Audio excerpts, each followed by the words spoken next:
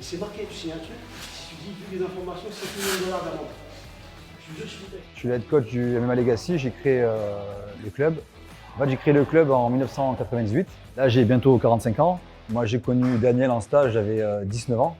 Donc tu vois, presque ton âge, ça fait longtemps. Maintenant, le club est connu dans la région. On a réussi en quelques années à bien s'installer.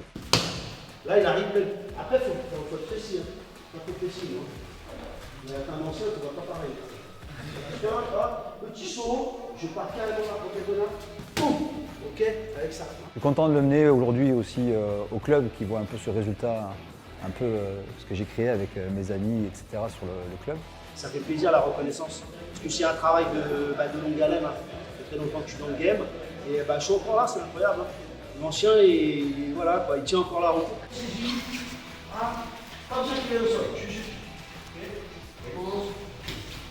Alors vous avez vu le poids du corps, jambe arrière, quand je vois direct, le corps il passe sur la jambe avant. Sentir où je mets le poids du corps quand je frappe. Allez, c'est parti, on y va.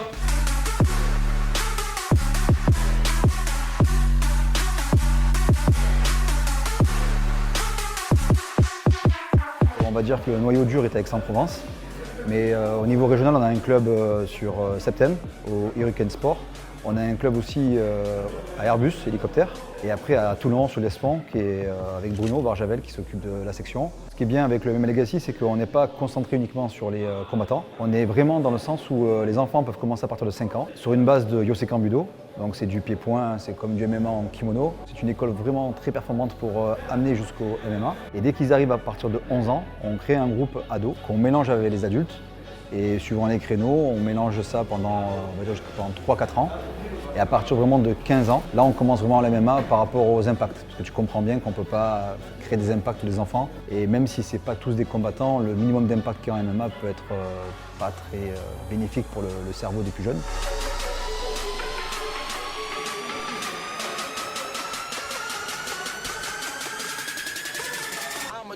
Donc oui, c'est adapté à tout le monde. Justement, dans le club au MMA Legacy, on a développé 4 groupes.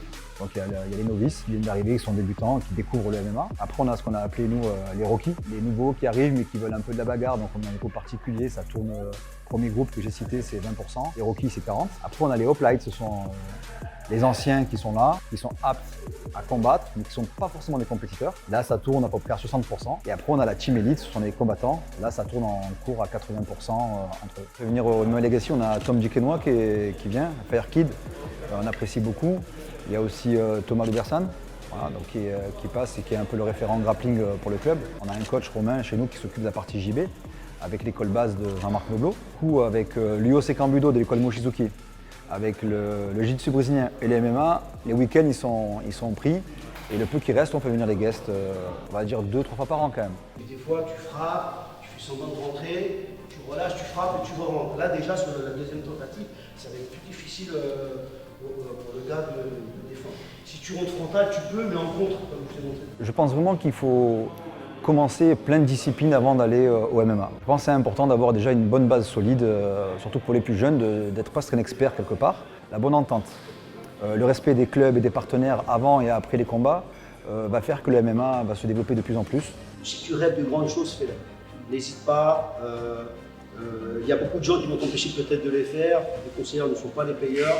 Il faut aller jusqu'au bout de ton rêve, jusqu'au bout de ton délire. Bien sûr, pas faire des dingueries non plus, mais vraiment il faut croire en soi. Gagner et perdre, oui, c'est un objectif, mais le respect avant les combats, tu te bats contre des gens pour ceux qui ont l'expérience du combat, mais ça reste des partenaires. Mais il faut vraiment aller au bout de ses rêves.